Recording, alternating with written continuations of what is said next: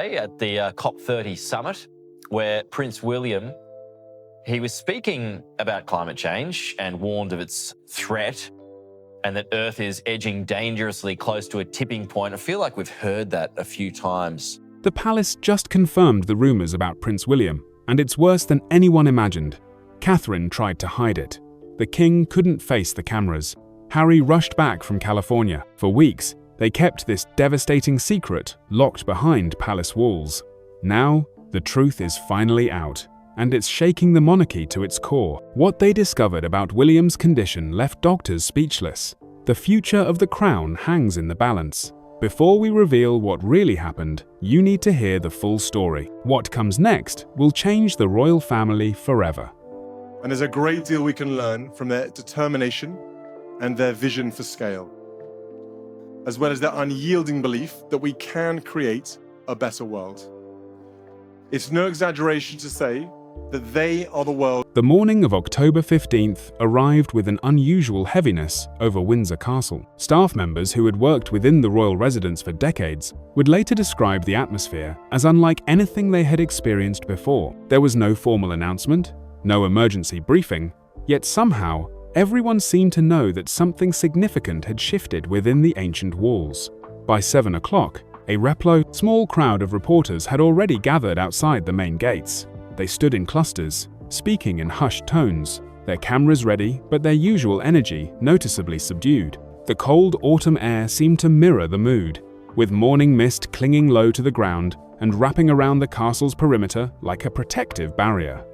Inside, the silence was almost oppressive. The usual sounds of daily life, footsteps echoing through corridors, quiet conversations between staff, the distant clatter of breakfast preparations, all seemed muted, as if the building itself was holding its breath. Princess Catherine emerged from the castle shortly after dawn. Those who witnessed her departure noted immediately that something was wrong. She wore a dark coat, her expression carefully composed but visibly strained. There was none of the warmth that usually characterized her public appearances, no acknowledgement of the waiting press, no reassuring smile. Her movements were deliberate and controlled, the actions of someone forcing themselves to maintain composure. As she approached the waiting vehicle, observers noticed her hand trembling slightly as she reached for the door handle. She paused for just a moment, steadying herself, before climbing inside. The car pulled away slowly, disappearing into the morning fog. The absence of Prince William from public view had not gone unnoticed. His last official engagement had been 8 days earlier at a charity function in central London. Several attendees at that event had remarked on his appearance afterward. He had seemed distracted, unusually pale, and at one point during his prepared remarks, he had stopped mid-sentence, pressed his hand to his forehead, and quietly excused himself from the stage. At the time, palace officials had issued a brief statement, explaining that the prince was feeling unwell and needed to rest. It was the kind of explanation that typically satisfied public curiosity, minor enough to seem routine, yet serious enough to justify his withdrawal from the event. But as days passed without any further appearances or updates, questions began to multiply. Royal watchers noted that upcoming engagements were being quietly cancelled or postponed. Official schedules that would normally be published weeks in advance were suddenly marked as subject to change. The palace communications team, usually forthcoming with details about royal activities, became noticeably less responsive to press inquiries. Inside Windsor Castle, the mood among staff reflected this growing concern. People spoke in whispers, exchanging worried glances in hallways. Senior household members held quiet conversations behind closed doors. There was a palpable sense that something serious was unfolding, even if the exact nature of the situation remained unclear to most. The decision to keep Prince George and Princess Charlotte home from school that day did not go unnoticed by those within the royal household. The children, still in their pajamas, well past their usual morning routine, stood at a window overlooking the gardens with their nanny. Charlotte, ever perceptive for her age, had asked why they were not getting ready for school. The explanation given was gentle but vague, something about family matters requiring them to stay home. George, older and more aware of the unusual tension in the house, had pressed for more details but received only reassurances that everything would be fine. the carefully maintained facade of normalcy was beginning to crack. Those closest to the family could see the strain on Catherine's face during her brief appearances. King Charles had cleared his schedule, a highly unusual move for someone whose daily activities were planned months in advance. Queen Camilla had been seen entering and leaving Clarence House at odd hours, her usual public engagements postponed without detailed explanation. By mid-morning, Catherine had made her way to a private medical facility in London. She had been making this journey daily, sometimes twice a day, though few outside the immediate family knew the details. Security arrangements had been handled with exceptional discretion. Routes were varied, timing unpredictable, all designed to minimize public attention. Yet despite these precautions, word was beginning to spread that something significant was happening. Within the palace, a small team had been tasked with preparing a public statement. They worked in a windowless office, papers spread across a large table, phones buzzing with incoming calls from media outlets around the world. The challenge they faced was considerable. How do you acknowledge a crisis without revealing details that the family wished to keep private? How do you satisfy public curiosity while respecting the dignity and privacy of individuals going through an intensely personal struggle? The statement, when it was finally drafted, was remarkably brief, just a few sentences acknowledging that the Prince of Wales was dealing with a personal health matter and requesting privacy for the family during this difficult time. Every word had been carefully chosen, reviewed multiple times by senior advisors, legal experts, and family members. The goal was to provide just enough information to quell the most extreme speculation, while maintaining appropriate boundaries. At 4 o'clock that afternoon, a palace spokesperson stepped out to face the assembled media. The rain had begun to fall steadily, and umbrellas dotted the crowd like a sea of dark mushrooms. The spokesperson's statement was delivered in a measured, professional tone, but those listening carefully could detect the underlying gravity of the situation. When the brief announcement concluded, there was a moment of stunned silence before reporters began shouting questions. None were answered. The spokesperson turned and walked back inside, leaving the media to dissect the implications of what had just been said. The statement spread rapidly across news networks and social media platforms. Within minutes, it was the lead story on every major news outlet. Speculation began immediately, with commentators and royal experts offering theories about what might be happening behind palace walls. The official request for privacy did little to dampen public curiosity. If anything, the vagueness of the statement only intensified interest. As evening fell over Windsor Castle, lights appeared in windows across the massive structure. Staff continued their duties, but the atmosphere remained heavy with unspoken concern. Catherine returned late that night, her car slipping through the gates with minimal fanfare. Those who caught a glimpse of her noted the exhaustion evident in her posture, the weight of worry visible even from a distance. Inside her private quarters, she stood at a window looking out over the darkened grounds. The castle, which had witnessed centuries of royal history, both triumphant and tragic, now held another chapter in its long story. Outside, the world waited for answers, for reassurance, for some indication that the future they had imagined for the monarchy remained intact. But for now, there was only silence, uncertainty, and the quiet determination of a family facing an ordeal they had never anticipated. The royal family's gathering at Sandringham Estate in late October was notable for what it represented, rather than any official purpose. Sandringham, the Queen's beloved private residence in Norfolk, had always served as a place of refuge for the family during times of both celebration and crisis. The sprawling estate, with its Victorian architecture and extensive grounds, offered a level of privacy that was increasingly difficult to find in their public lives. As family members began arriving over the course of several days, it became clear that this was not a planned gathering, but rather a response to circumstances that had brought them together in shared concern. King Charles had been among the first to arrive, traveling from London with Queen Camilla. Those who saw him during this period noted a visible change in his demeanor. The king, who had spent his entire life preparing for the role he now occupied, suddenly looked older, more burdened. He spent long hours in the estate's drawing room, often sitting alone by the fireplace, staring into the flames as if searching for answers in their flickering light. Staff members who had served the royal family for years recognized the signs of deep personal worry the kind that transcends official duties and public responsibilities.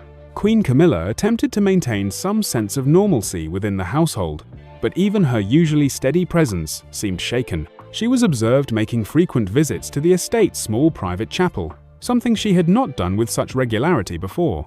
Those close to her reported that she would sit alone in the quiet space for extended periods, emerging with red-rimmed eyes that suggested tears shed in private prayer. The arrival of Prince Harry sent ripples through both the household staff and the media outlets that had caught wind of his journey. His relationship with the family had been strained for years, marked by public disagreements, controversial interviews, and a physical distance that seemed to mirror the emotional gap that had developed. Yet when word reached him in California about his brother's condition, he had immediately arranged travel back to Britain. There were no advance announcements, no coordination with palace communications teams. He simply came, arriving at Sandringham on a grey afternoon, with rain falling steadily across the Norfolk countryside. The meeting between father and son took place in the drawing room, away from staff and other family members. Those who were present in adjacent rooms reported that the conversation lasted for over an hour, conducted in voices too low to make out specific words. When Harry emerged, his face was drawn and pale, reflecting the weight of what he had learned. King Charles appeared equally affected, his usual formal bearing replaced by something more vulnerable and human. Their conversation, as reported by sources close to the family, centered on William's condition and the uncertainty that had gripped everyone. Charles explained that his eldest son had been struggling with health issues for several weeks, possibly longer. William, characteristically reluctant to show weakness or to burden others with his problems, had initially downplayed his symptoms. By the time medical professionals became seriously concerned, the situation had progressed to a point that required intensive treatment and observation. The exact nature of William's condition was not disclosed even to all family members, a decision made to protect his privacy and to prevent premature speculation. What was clear, however, was that it was serious enough to require him to step away completely from all official duties, something William had never done before, except for the briefest periods following the births of his children. Catherine had established a routine during this time that spoke to both her devotion and her determination to maintain some sense of control over an uncontrollable situation.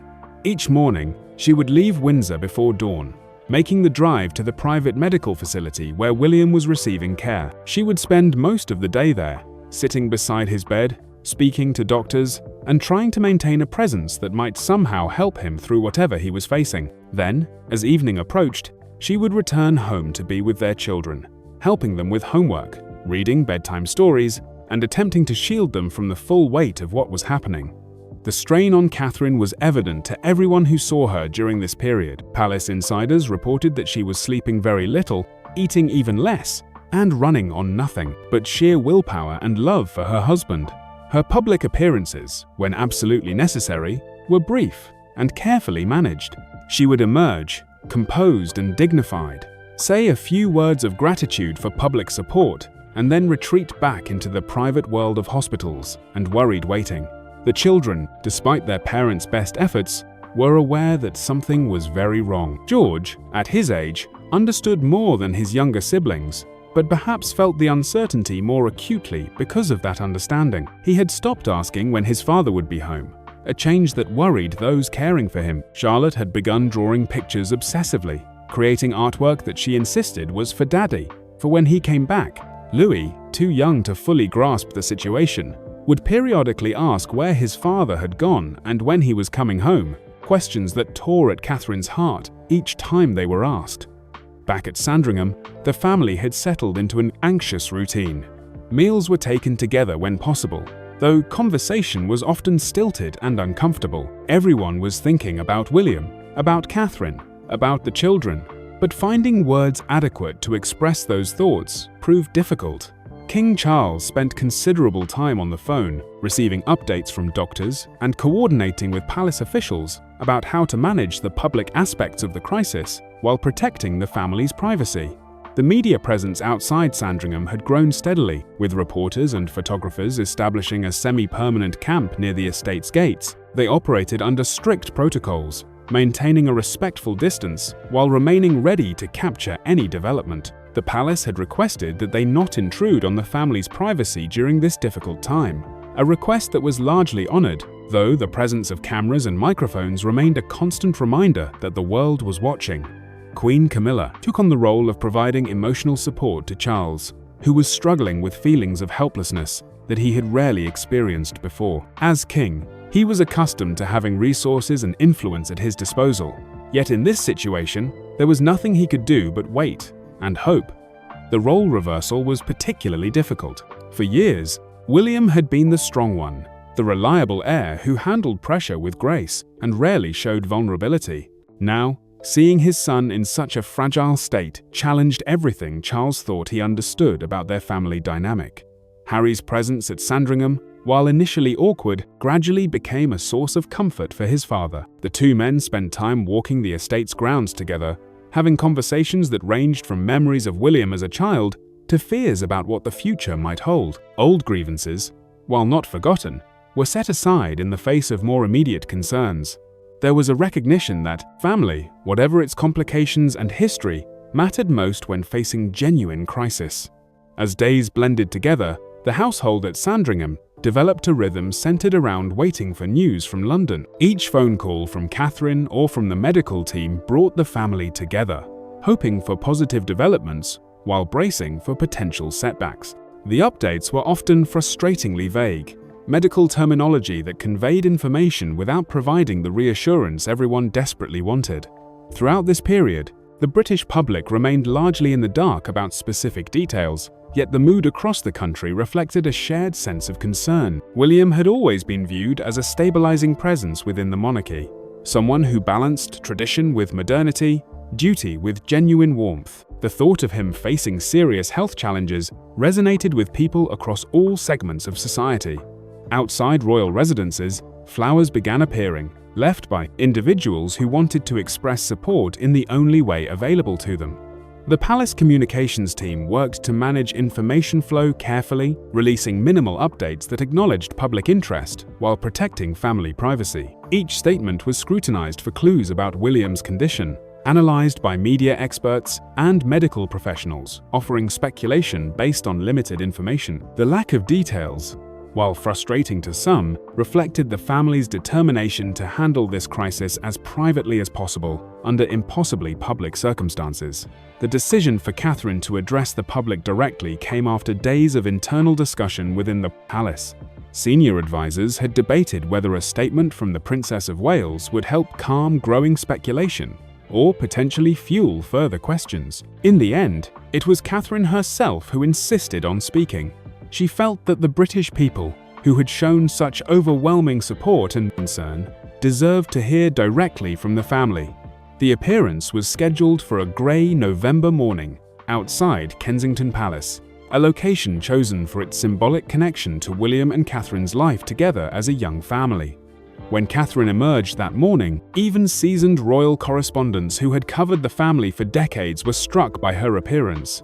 She wore a simple navy coat, her hair pulled back, minimal makeup revealing the toll that recent weeks had taken. Her eyes, usually bright and engaging, showed clear signs of exhaustion and emotional strain. The walk from the palace entrance to the podium seemed to take an eternity, each step measured and deliberate, as if she was summoning every ounce of strength just to remain upright.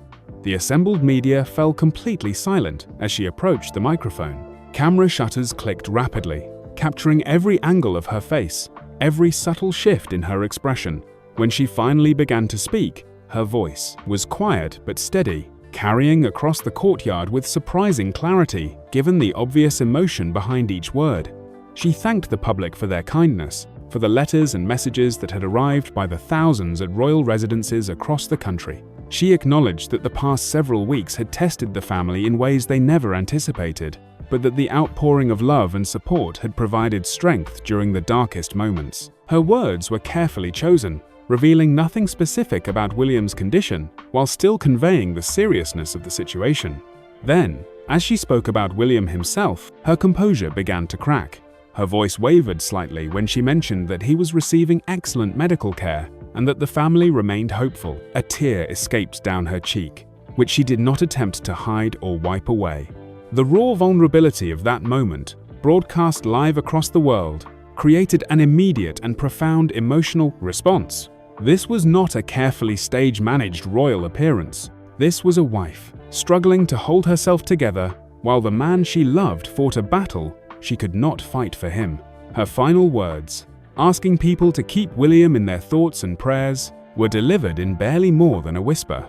She managed a small, fragile smile, a gesture that seemed to require enormous effort, before turning away from the cameras. As she walked back toward the palace entrance, her shoulders sagged visibly, the weight of maintaining that brief public composure finally overwhelming her. The car that took her back to the hospital departed within minutes, Catherine visible in the back seat with her head bowed, one hand pressed against the window.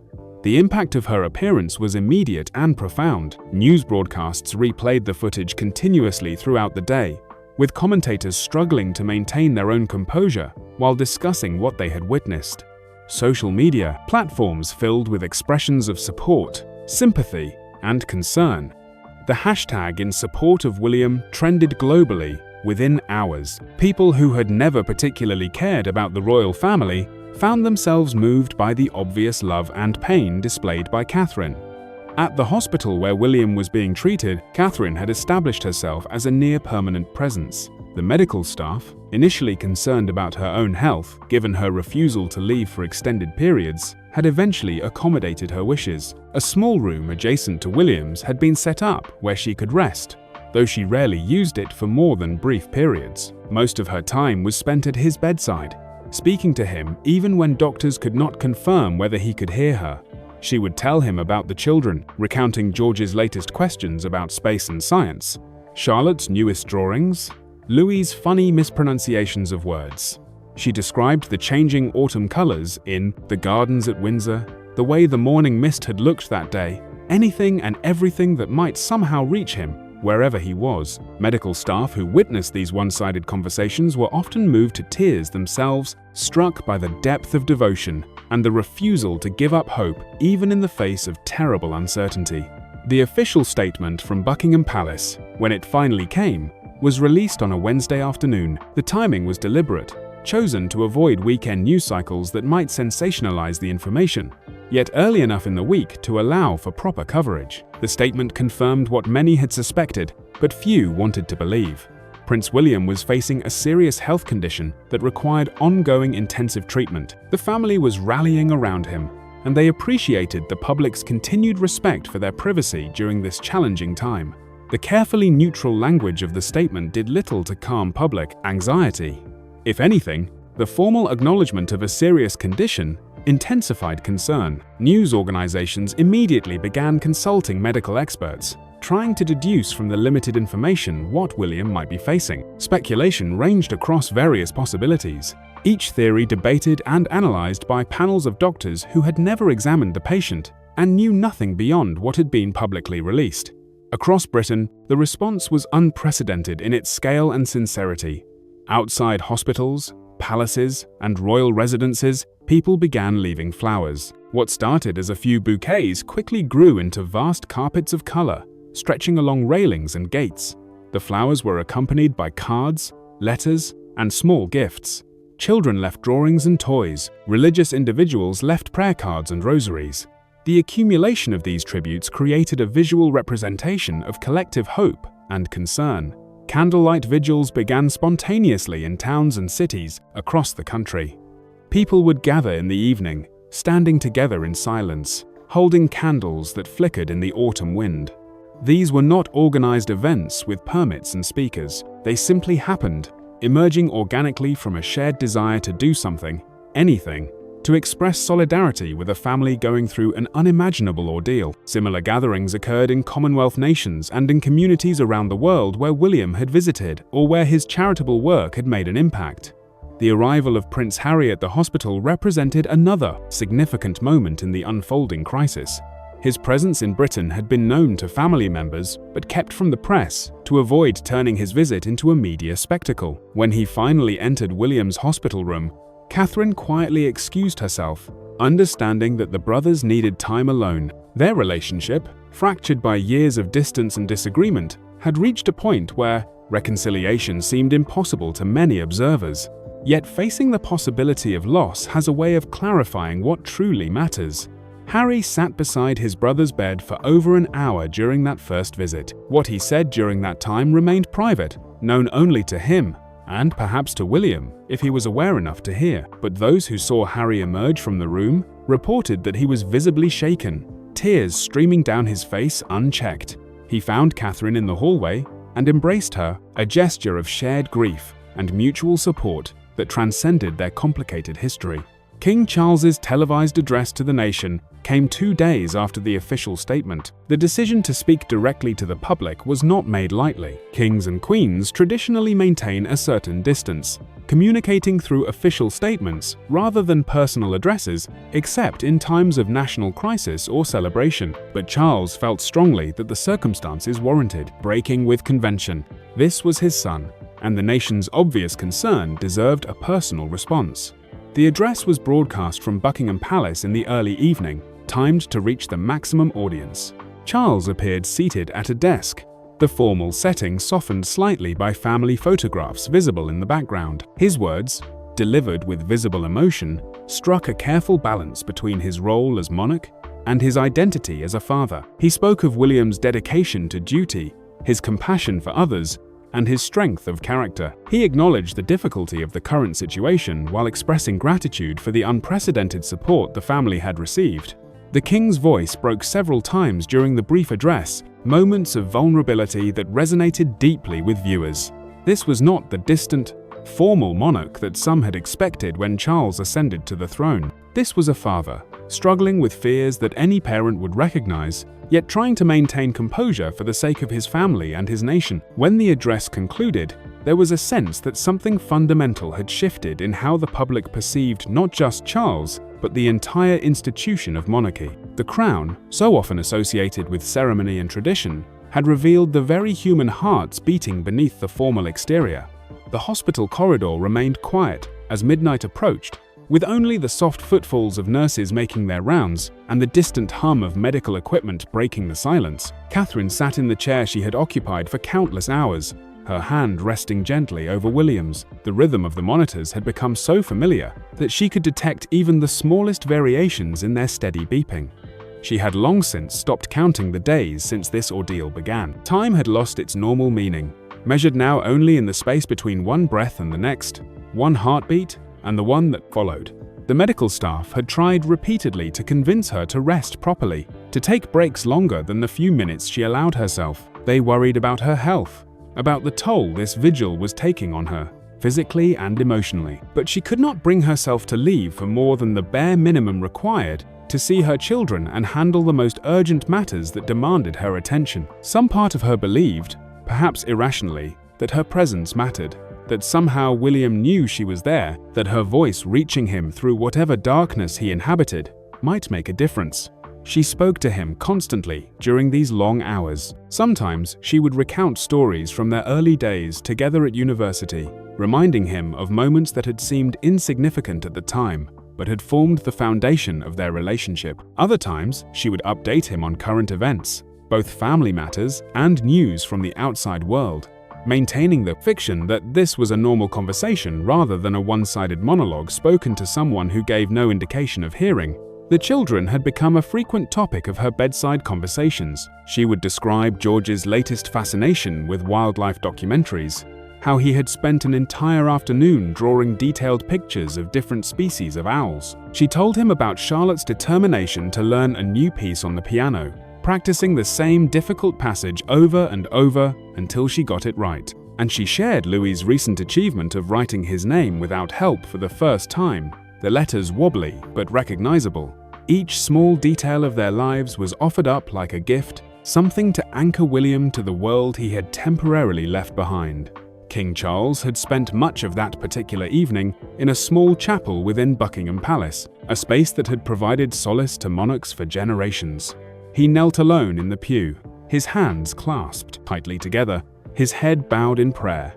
Before him, he had placed a photograph that he carried in his wallet, an image from decades earlier showing Diana with young William. The photograph had been taken during a family holiday, capturing a moment of genuine joy and laughter that seemed to belong to a different world entirely.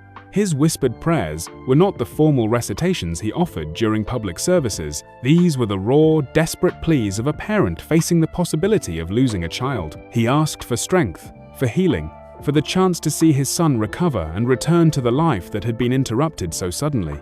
The weight of his dual role as both king and father had never felt more crushing. All the power and influence that came with the crown meant nothing in the face of medical uncertainty. He was as helpless as any parent waiting for news from a hospital, perhaps more so because the world was watching his family's private agony play out in public view. The hours between midnight and dawn have always held a particular quality in hospitals. The usual daytime bustle gives way to a deeper, quiet, broken only by necessary sounds. It was during these hours that Catherine noticed the first change. She had been resting her head on the edge of William's bed, her hand still holding his. When she felt something, it was so slight that at first she thought she had imagined it. A tiny movement, barely perceptible. She lifted her head, her exhausted mind trying to process what she thought she had felt. Then it happened again. His fingers, which had remained still for so long, moved against hers. The movement was weak, uncertain, but undeniably real. Catherine's breath caught in her throat. She leaned closer, watching his face intently for any other sign of change. Her heart was pounding so loudly she could hear it in her ears, drowning out even the sound of the monitors. She spoke his name, softly at first, then with increasing urgency. The medical staff had told her that hearing was often the last sense to fade and the first to return. She called to him again, her voice shaking with a mixture of fear and hope. For what seemed like an eternity but was probably only seconds, nothing else happened. Then, slowly, almost as if the effort required was monumental, his eyelids flickered. Catherine later described that moment as simultaneously the longest and shortest of her life. She watched, hardly daring to breathe, as William's eyes opened. They were unfocused at first, confused, struggling to make sense of the bright hospital lights and unfamiliar surroundings. Then his gaze found hers, and something shifted. Recognition dawned, and with it came the faintest trace of a smile. More a softening of his features than an actual expression, but unmistakable in its meaning. She tried to speak, but found that words had temporarily abandoned her. Tears streamed down her face as she reached for the call button to summon the medical team, her other hand never releasing its grip on William's. When the nurses and doctors rushed in, Catherine stepped back slightly, giving them room to work, while refusing to leave the room entirely. They performed rapid assessments, checking vital signs, asking William questions to evaluate his awareness and cognitive function. The news spread through the palace network with remarkable speed. Within minutes, King Charles received the call he had been praying for. The king, who had finally succumbed to exhaustion and fallen into a restless sleep in an armchair in his study, was woken by his private secretary with the news that William had regained consciousness. The change in Charles was immediate and profound. Years seemed to fall away from his face as relief washed over him. He stood, steadied himself for a moment, and then made immediate arrangements to travel to the hospital. His arrival in the early morning hours was conducted with minimal fanfare. He walked through the hospital corridors with a pace that reflected both his eagerness to see his son and a lifetime of training in maintaining appropriate royal dignity. When he reached William's room, he paused at the doorway, taking in the scene before him. William was awake, though clearly weak and disoriented. Catherine sat beside him, and the way she looked at her husband spoke volumes about the ordeal she had endured and the relief she now felt. The conversation between father and son was brief and deeply emotional. William's voice was weak, his words coming slowly and with obvious effort, but he was coherent and aware. Charles took his son's hand, a gesture that would have seemed uncharacteristically demonstrative in public, but felt entirely natural in this private moment. No extensive explanations were needed. The simple fact of William being awake, being present, being himself again, was enough. As dawn broke over London, the medical team confirmed that while William's recovery would require time and continued care, the immediate crisis had passed. The worst, they cautiously suggested, was behind them. Catherine, who had barely slept in days, finally allowed herself to rest, curling up in a chair beside William's bed. Even in sleep, her hand remained linked with his, as if afraid that releasing her grip might somehow reverse the miracle that had just occurred. The official announcement was carefully worded, and released mid-morning to ensure maximum positive coverage. The statement confirmed that Prince William had regained consciousness and was now communicating with family and medical staff. While his recovery would take time, the prognosis was encouraging. The royal family expressed their profound gratitude to the medical professionals who had provided care and to the public for their unwavering support throughout the ordeal. The response was immediate and overwhelming. Church bells rang spontaneously in communities across Britain. People who had maintained vigils outside hospitals and palaces embraced one another, sharing tears of joy and relief. The sea of flowers that had accumulated over previous weeks was joined by new bouquets, these ones reflecting celebration rather than mourning. Messages of congratulation and continued support flooded in from world leaders, fellow royal families, and ordinary citizens who had followed the story with invested concern. Inside the hospital, away from the public celebration, the focus remained on William's recovery and on the family that had weathered this storm together. Catherine sat beside him, occasionally dozing off from sheer exhaustion, while William drifted in and out of sleep himself. When awake, they would talk quietly, sharing thoughts and feelings that had accumulated during the time when such conversations were impossible. There was discussion of the future, of changes they wanted to make, of priorities that had shifted during the crisis. But mostly there was simply presence, the profound comfort of being together after coming so close to permanent separation. The medical team explained that William's recovery would be gradual. He would need physical therapy to regain strength, continued monitoring to ensure stability, and time to process what had happened to him. But the fact that recovery was now the focus rather than survival represented a fundamental shift. The family, which had spent weeks preparing for the worst while hoping for the best, could finally begin to imagine a future that included William, not just as a memory, but as a living, breathing presence.